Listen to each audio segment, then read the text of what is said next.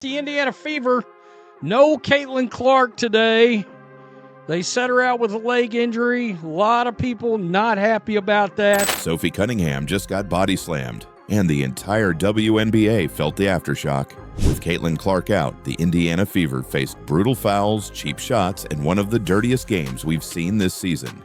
The Indiana Fever just played their first preseason game without Caitlin Clark, and I have to say, I was thoroughly impressed with this new look Fever team. They didn't have their point guard and best player in this game, so these players had to come together and spontaneously on the spot figure out a way to win this game, and they did it. And the fact that they were able to do that tells me a whole lot about this team. But here's what no one expected.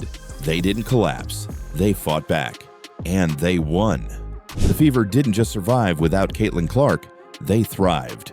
Cunningham dropped 21 points after getting slammed to the floor. And man, what about Sophie Cunningham? I mean, she was getting to the free throw line, she was hitting timely shots, she was getting rebounds, she was playing defense, getting on the ground, she was playing with effort and energy, getting into the other team's face. I mean, she was doing a whole lot, and she is the biggest reason why the Indiana Fever won this game. She was easily the best player on the court. Lexi Hull turned into a defensive machine. I was also really impressed with Lexi Hull. She had 4 steals in this game. She had 5 rebounds, 4 assists. She had 13 points. Look, if you're going to have Lexi Hull and Sophie Cunningham as the enforcer type energizing players, the Indiana Fever are about to be unstoppable. And the whole team sent a message loud and clear.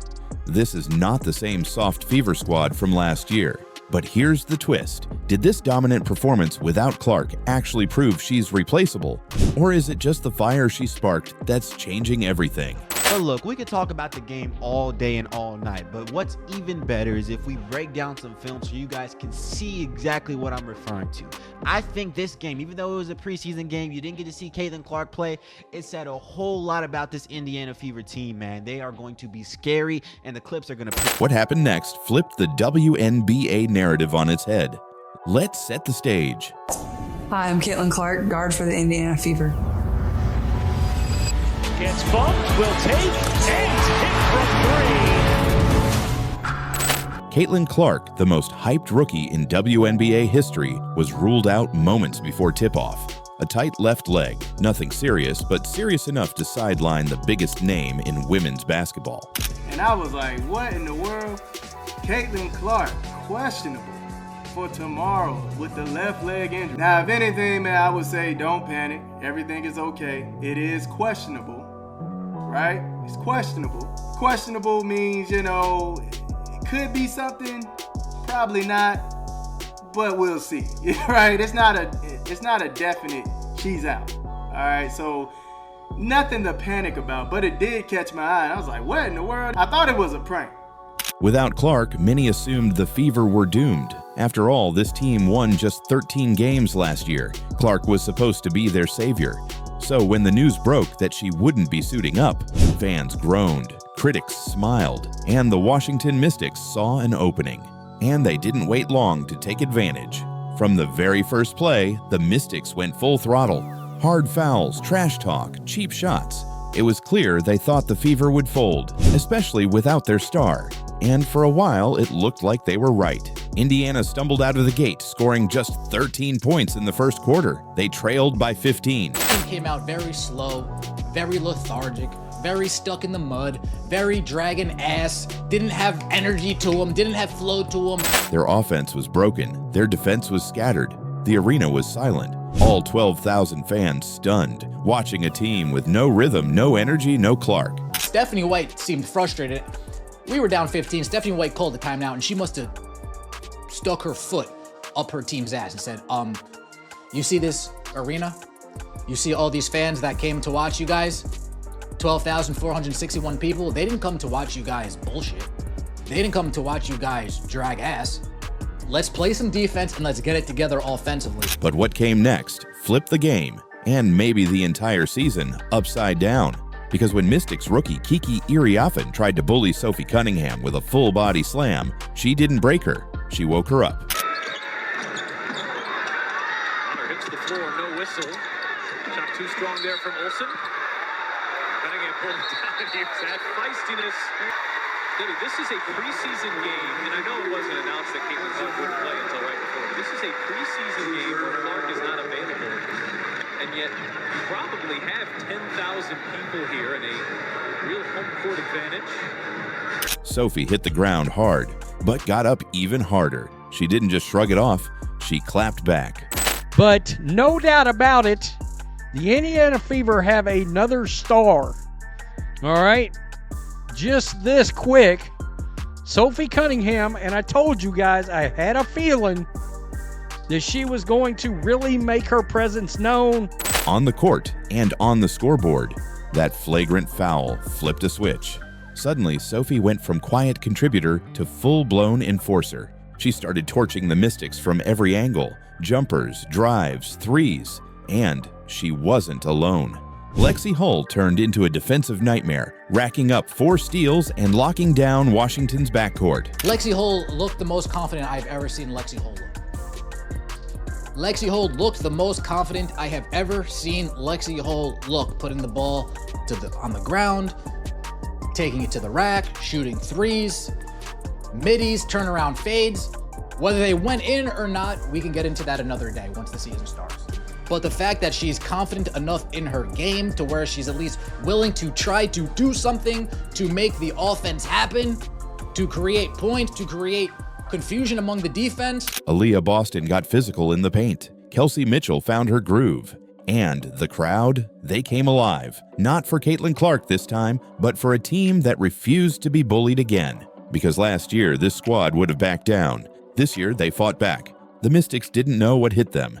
Their 15-point lead disappeared before halftime. Their game plan, intimidate, dominate, and walk out with an easy preseason win, exploded in their faces. But the dirty play didn't stop. Later, Brittany Sykes shoved Cunningham to the floor again. And this time, it wasn't just Sophie standing up, it was the whole Fever bench. It's not that, it's that. You see Sophie Cunningham kind of hold the Sykes' arm, but Sykes is going to claim she was holding me. I would say we're going to learn that Sophie isn't always innocent, but... Teammates swarmed in. Veteran forward DeWanna Bonner got in Sykes' face. The Fever had drawn a line. You hit one of us, you hit all of us. She completely threw Sophie Cunningham. Sophie Cunningham is taking a beating this game. Gosh, this is going to make big time news because now this proves there is an agenda against the Indiana Fever. There is an attack agenda against the white women on the Indiana Fever basketball team. I'm calling it right now. Therefore, what started as a preseason scrimmage quickly turned into a full-blown statement. And here's where it gets wild. Without Caitlin Clark, Indiana didn't just hold their own. They played better. They shot 96% from the free throw line. They clawed back from double digits. They forced overtime. Sophie Cunningham and Lexi Hull, these two players. Sophie Cunningham gave us 21, Lexi Hull gave us 13. The Blonde Bombers is what they're calling them. We were down 15 in the first half. Why were we down 15? We cut it to within 3. And in OT, Sophie Cunningham took over. She delivered the knockout blow, literally and figuratively. Oh my God, Sophie's a dog. She just is, she's a competitor. She's versatile, so she allows us to do different things. Like, she plays with such a toughness. She's huge, and she's going to be for us all season long. But what she brings from an energy standpoint, she raises the level of play of everybody around her as soon as she steps foot on the floor. Hell, even on the sideline. I mean, her communication, everything. She's definitely an X factor. Therefore, the question can't be ignored. Did the Fever just prove they're stronger without Caitlin Clark? Or are they only this tough because she's already changed the culture? When the final buzzer sounded, the Indiana Fever didn't just win. They sent a warning. They beat the Mystics in overtime without Caitlin Clark after getting physically attacked for 4 quarters straight. And the WNBA took notice. But let's not forget how we got here. Just last season, Indiana was the league's punching bag. Caitlin Clark's arrival didn't immediately fix that. If anything, it made things worse. Opposing players have gone after her game after game, targeting her with flagrant fouls, hard screens, and even off-the-ball body checks. At first, Clark took it all. She got up, she smiled, she didn't retaliate. But over time, something changed. The Fever started to rally around her. Bonner got vocal, Mitchell started chirping. And when Sophie Cunningham joined the squad in that off-season trade, it was game over for the soft label. Therefore, when Clark sat out against the Mystics, the team didn't panic. They knew exactly what to do, because Caitlyn's impact goes deeper than box scores and highlight reels. She's not just scoring 20 points a night, she's reshaping the identity of the franchise. When Kiki Ariafen body slammed Sophie Cunningham, that wasn't just a foul, it was a challenge. And the Fever answered, not with tears or complaints, but with defense, free throws, and fire. Sophie Cunningham dropped 21 points. And I don't know if they're going to end up winning or not, but Sophie Cunningham has been an absolute beast in this game. 34 minutes, 6 of 11 from the field, 54%, 21 points. And she has thrown in, let me just see here, it looks like 8 rebounds. And how many assists does she have? She's got 2 assists. She's been an absolute beast in this game. No doubt about it. She grabbed 8 rebounds. Lexi Hull chipped in 13 and 4 steals. The Fever hit 27 of 28 free throws. That's 96%. You can't fake that. You can't luck into that. That's culture. That's belief. That's Caitlin Clark's influence, even from the sidelines. But here's the twist. After the game, the Mystics refused to shake hands. They stormed off the court, humiliated, not just because they lost, but because they lost to the very player they tried to break. So this is what ended up happening right here. So let's take a look. So you can see Sonia Citron, like Jade Melbourne's not looking to shake hands because people are like, oh, it was all the rookies. So it wasn't just rookies not knowing what they were doing. So a lot of people were saying that it was just, you know, rookies not knowing. That's not how they do it in the WNBA. Because the first person is looking to shake hands is Shook Sutton. And immediately the vets are telling the, so obviously Dolson's there waving at the Fever. This wasn't just about Cunningham. It wasn't just about Clark. It was about the new Indiana Fever, a team that has officially stopped asking for respect and started taking it. So what happens now? Clark's return is looming. She's expected to rejoin the lineup soon, refreshed, healthy, and ready.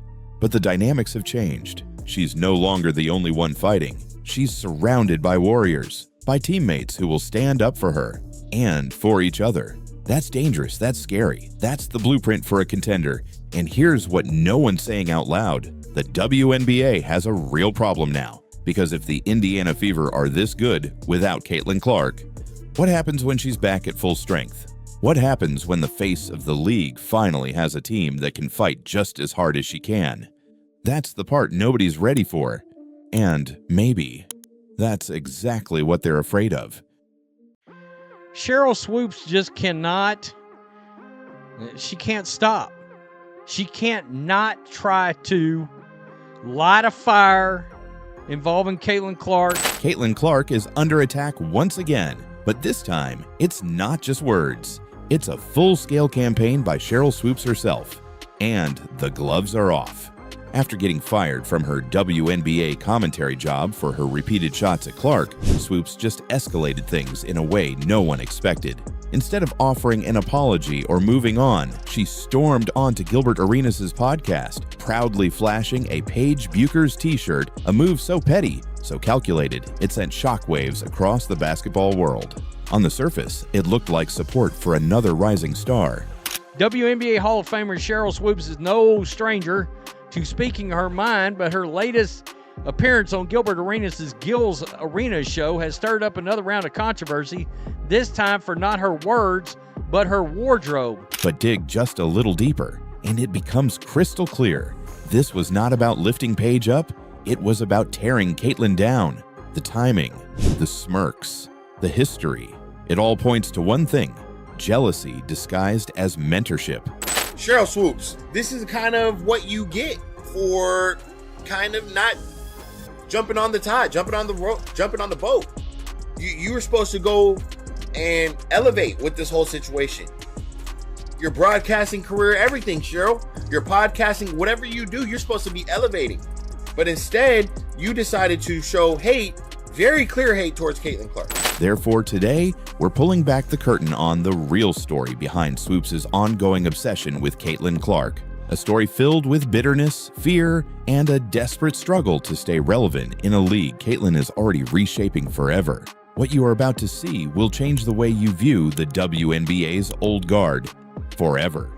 Hi, I'm Caitlin Clark, guard for the Indiana Fever. Gets bumped, will take, and hit from 3. At first glance, it might seem strange. Why would a legend like Cheryl Swoops, a pioneer of women's basketball, be taking shots at Caitlin Clark, a player who has only just begun her WNBA journey? But when you look closer, the pattern is impossible to ignore. Swoops' attacks on Clark didn't start after Clark's professional debut. They started long before that, back during Caitlin's record-breaking college career, when she was already smashing viewership records and packing arenas in ways the women's game had never seen before. Swoops watched as Clark broke barriers she once dreamed of. She watched as Clark scored from the logo, shattered scoring records, and brought millions of new fans to the game. And instead of celebrating the sport's evolution, Swoops saw her own legacy start to dim by comparison. Therefore, she made a choice. Instead of uplifting the next generation, she decided to challenge it. She threw subtle jabs, questioning Clark's toughness, her accolades, even her place in the history books. At one point, she even dismissed Caitlin's NCAA scoring records, arguing they weren't legitimate because they came in a different era. When everybody else, they're quick to throw stats, right? It's like, oh, well, this is what she did. Like somebody's like, oh, Cheryl Swoops only scored 34 points in the WNBA. Caitlin scored 35. So you can't use stats when it benefits you. But it didn't stop there. When Clark entered the WNBA, the jealousy turned into open hostility. Swoops criticized everything, from Caitlin's playing style to the attention she was receiving. Statement was, I don't think either of them are going to come into the league and dominate immediately, meaning what they did in college. Over all of the players in the W. And the reason why I said it is because you have a player like an Asia Wilson. When networks began pulling Swoops off commentary duties because of her anti-Clark rants, it wasn't hard to see the writing on the wall. I won't be missing you broadcasting the games because when you broadcasted the games, it was so hard for you to mention Caitlin Clark. How are you up there talking about, you kept mentioning, oh, the Indiana Fever are doing this. Oh, Kelsey Mitchell and the Indiana Fever. Oh, Aaliyah Boston and Kelsey Mitchell and those girls are doing. Oh, you had such the hardest time mentioning Caitlin Clark's name. Why? I don't get it. I really don't know. Swoops was no longer offering critical analysis. She can't not try to light a fire involving Caitlin Clark. She can't just be good. She made some comments, a month ago on video where she was clearly trying to kiss up to the Caitlin Clark situation. I think we're finding out why now, because we found out yesterday it looks like she's been removed from a podcast which had WNBA branding on it. We saw her get replaced during the Fever game for the Dallas Wings commentary team last year because of words and the hate she had towards Caitlin Clark. And it was just one thing after another. She was waging a personal campaign, a campaign built on fear that her time in the spotlight was being eclipsed. And here's the truth. Caitlin Clark never asked for any of this. She didn't go around demanding attention. She didn't trash talk the veterans who paved the way. She let her game do the talking, setting rookie records, filling arenas, and delivering historic performances night after night. Numbers don't lie. Men lie, women lie, numbers don't. And that's what that said. She's Neo, right? Like they were in the Matrix messing with the machines and stuff before he got there, but they needed the one. And the one showed up, and then it took it to a whole nother level. That's what she is. Yeah. They've been looking for her, and she could bend the spoon. She figured it out. You need a star to break through. Yeah. So I hear what he's saying because there is some hate. There is some, I don't want to call it jealousy because that's such an aggressive word, but there is some feeling of we were here, we were working on this, we've been grinding, we've been playing, we've been hooping, we've been putting out a great product we just weren't being paid attention to. But for players like Swoops, that's exactly the problem. Clark is winning without playing by the old rules. She's succeeding without bowing to the legacy gatekeepers who expect deference first and greatness second. Therefore, every time Caitlin shines, it exposes an uncomfortable reality for players like Swoops. that true greatness doesn't need permission. It only needs opportunity. And that brings us to the moment that broke the internet, the Paige Bueckers t-shirt. Swoops didn't say a word. She didn't need to. She let the shirt and all the history behind it speak volumes. Well, she's doing it again.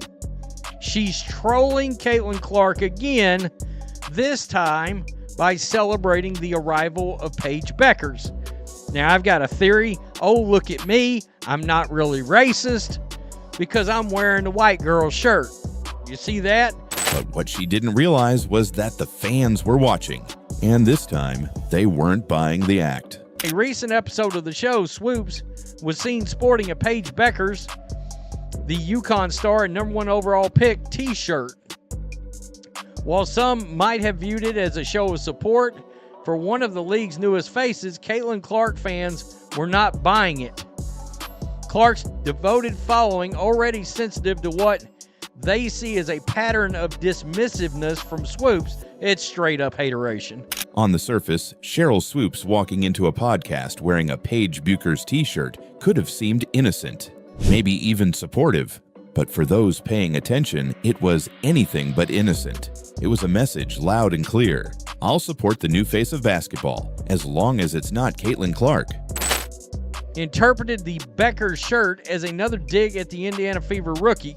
The backlash came quickly and loudly on social media, where fans didn't hold back, and they did not. The timing could not have been more obvious.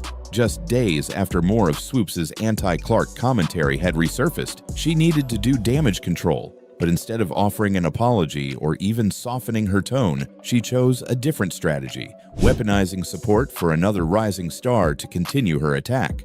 Therefore, she used Paige Bueckers, another phenomenal player, as a pawn in a much bigger game.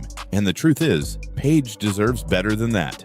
Paige Bueckers is a generational talent in her own right. She battled injuries, fought her way back to dominance, and captured the hearts of millions. She is not the anti-Caitlin. She is not a political symbol to be paraded around every time someone wants to take a swing at Clark without doing it directly. But Swoops didn't care about that. This wasn't about lifting Paige up. It was about taking Caitlin down without having to say her name. By wearing that shirt, Swoops tried to send a coded message to the old guard of the WNBA. See, I'm not against young stars. I am just against that young star. This is the epitome of trolls. She is now using Bueckers to push a different narrative than what she did with Clark. A troll is gonna troll. It was subtle. It was calculated. And it was pathetic, because fans are not stupid. They can spot fake support from a mile away. They can tell the difference between celebrating a player's achievements and using a player as a prop to continue a vendetta. But there's an even deeper layer to this. Swoops' move also highlighted the ongoing divide inside the WNBA, a divide between the traditionalists who want players to be loud, political, and activist-driven, and players like Caitlin Clark who just want to hoop. I think one of the main things in this whole thing is when you feel like you're not getting the respect. Yeah. And I think when you feel like you're not getting the respect, that's when you tend to say comments that come off as hate, right? And that's what a lot of these women are doing, is they feel like what we have done for this game, this young player has come into our game and she's getting way more respect and all that stuff than we are. As she should. The young girl is a baller. The young girl has people watching because of the way she can shoot this basketball like Steph Curry. Paige Bueckers fits into the activist mold more comfortably. She speaks out on causes, embraces the narratives many WNBA insiders align with, and follows the playbook the league has come to expect. I never get why Bueckers is accepted, but Cece was made out to be a racist. I just told you why. She's a member of that club. All right? So, of course, they just put that arm around her. You get it. Caitlin Clark, on the other hand, doesn't chase political headlines. She doesn't align herself with ideological battles. She focuses on the game, her game, and lets her performance speak. Marketing, and we cannot deny what Caitlin Clark has done for the women's game. I'm not going to act like it's something that we don't see. She's had a huge effect, called the Caitlin Clark effect. Yes, have we ever had teams have to get into larger arenas to play against the team? No, we have not. So if we have more eyeballs on the game and Caitlin Clark brings that, why would we feel some kind of way because she has more television games? I think we have to understand that when one player eats, we all eat. And as we all get more opportunities, it just opens it up for everyone else. And I think Caitlin has said that even herself in certain interviews. And I love that. I love that she's not the player who's like, it's all about her. It's not. She's giving love and homage to those of us that have come before her. She shares the wealth with her teammates, and she doesn't have to do that. So I just don't, again, I don't know what the big deal is about the fact that Caitlin is getting a lot of love. She deserves that, and she's helped change this game just as a lot of other players have. But it is what it is. Therefore, for players like Swoops, that makes Caitlin an even bigger threat because Clark is changing the model of what a superstar looks like. She is proving that you do not have to follow the unwritten rules to become the face of a league. And that terrifies the establishment. So Swoops can wear all the t-shirts she wants. She can smile smugly on podcasts and pretend it is about supporting young women. But fans see it for what it is. An old legend trying desperately to cling to relevance in a new era she no longer controls. The t-shirt wasn't a show of support. It was a white flag disguised as a fashion statement. And Caitlin Clark didn't even have to say a word in response. Because when you are winning this big, your game speaks for itself. At the end of the day, this isn't about t-shirts. It's not even about Sheryl Swoops. It's about something much bigger. It's about what happens when someone comes along who is too good to ignore and refuses to play by the old rules. Caitlin Clark's rise is not a fluke. It's not a media creation. It's the result of relentless excellence, undeniable talent, and a work ethic that leaves no room for shortcuts. She shattered viewership records. Points by a point guard in a season in WNBA history. Most double-doubles by a rookie guard in WNBA history. Most points by a rookie in WNBA history. Most assists by a rookie in the history of the WNBA. First WNBA rookie to record 2 triple-doubles. First triple-double by a rookie in WNBA history. First triple-double in Fever history. The first player to be named WNBA Player of the Month and Rookie of the Month in the same month. First player in WNBA history with 20 or more points, 15 or more assists, and 5 or more rebounds in a game. She won Rookie of the Month 4 times. Eastern Conference Player of the Week 3 times, single season rookie record for assists, single season rookie record for 3-pointers, single game record for assists 19, franchise record for most double-doubles, 3-pointers, career 10 or more assists in a game, franchise record for most career 10 or more assists in a game. Fastest WNBA player to reach 100 3-pointers. She did it in 34 games, most assists by a rookie in a WNBA All-Star game for which she received the most fan votes ever, 700,000 of those. Fastest player to reach 350 points and 150 assists to start a season regardless of years in the league. People will say, pay more attention to the other folks. Like, she couldn't do it herself. LeBron has teammates, Jordan had teammates. I understand. She filled arenas. She outsold entire teams in jersey sales. She took a league that was growing slowly and lit it on fire. And she did it without bending the knee to the political narratives, social agendas, or gatekeeper approval that once decided who would be allowed to succeed. There's a very thin line between hate and facts. And what I believe to be the case is that there was incremental growth in the WNBA comparatively to the exponential growth we are seeing now. What I'm about to tell y'all I haven't heard before, so I doubt you have either. Before the 2023 season, the WNBA had grown by 40% viewership from 2022 to 2023. But with Caitlin Clark's arrival, it's grown by 400% viewership. What that means is if the WNBA were continue to grow at the rate it grew from 22 to 23, it would take until 2028 to do what Caitlin Clark did this year. Okay, now let's not talk viewership, let's talk ticket sales. Bear with me. Ticket sales grew in 2023 by 16% from 2022. Ticket sales have grown by 93% in 2024. What that means is without Caitlin Clark, the WNBA would have taken till 2029 or 2030 to get to where Caitlin Clark has gotten them today. Therefore, every bitter comment, every silent protest, every passive-aggressive stunt thrown her way, it all backfires because it only proves how much power Caitlin Clark now holds. The WNBA needed a star who could break through to the mainstream. They got one, but they did not expect that star to write her own story. And while Sheryl Swoops clings to the past, Caitlin Clark is building the future. Every triple-double, every record-breaking night, every new fan tuning in because they heard about that girl who shoots like Steph Curry. They enjoy watching her play, her style, her energy, her shot. Whether it's because her game mirrors one of the greatest players in the NBA in Steph Curry or not, I don't know what it is. It's an intangible thing, right? Yes, we can say she's a dog. Okay, there's been other dogs. Okay, she's a great shooter. There's been other great shooters. She has it. She's got the thing. And for Caitlin Clark to have the awareness to drive the eyeballs there, you have to give her so much credit. And she's getting way more respect and all that stuff than we are. As she should. The young girl is a baller. The young girl has people watching because of the way she can shoot this basketball like Steph Curry. Steph Curry can't dunk. Steph Curry don't do none of that in the game. He can probably dunk by himself, but he don't really do none of that in the game. He is a shooter, and fans tune in to see Steph Curry. When I look at Caitlin Clark, fans are tuning in to watch her. And you know who that's helping? Everybody else. It's helping the Asia Wilsons. It's helping everybody else, the Plums, all that. It is all adding up. Caitlin Clark is not the WNBA's problem. She is its greatest solution. The proof is already here. Most points scored by a rookie point guard in history. First rookie to record multiple triple-doubles in one season. Highest single-game assist total for a rookie in WNBA history. Fastest player to 100 three-pointers. Highest all-star fan vote in WNBA history. No narrative can erase those numbers. No bitterness can overshadow that impact. And while the old guard plays politics, Caitlin is playing basketball at a level most of them never reached. Therefore, the WNBA is at a crossroads.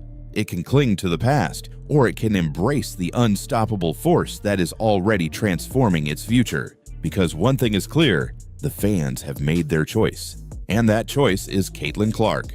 Regular season viewership, it grew by 20% in 2023. It's grown by 180% now, which means it would take another 5 or 6 years to do what Caitlin Clark has done. So between draft day viewership, which is up 400% to 40%, between ticket sales, which is up 93% to 16%, between regular game viewership, which is up 180% to 20%, what Caitlin Clark has done is grown the WNBA exponentially. She did in 5 weeks what would have taken 5 years. And as it pertains to draft viewership, she did in 5 days what would have taken 5 years. So yes, the WNBA was growing before Caitlin Clark. Make that abundantly clear. But it was growing incrementally compared to the exponential growth you're seeing now. The old playbook is dead. The new era has arrived. And no t-shirt, no backhanded comment, no desperate swipe can stop what is already in motion. As Caitlin Clark continues to break records, inspire new fans, and redefine what is possible in women's basketball, the haters will grow louder. The attacks will get pettier, the jealousy will get uglier, but it won't matter. Because while they are busy plotting their next move, Caitlin Clark is already 3 steps ahead, making history, winning games, and carrying the future of the WNBA on her shoulders without breaking a sweat. And that, more than anything, is what truly terrifies the old guard. Not that Caitlin Clark might fail, but that she is already succeeding. Without them. And she is just getting started.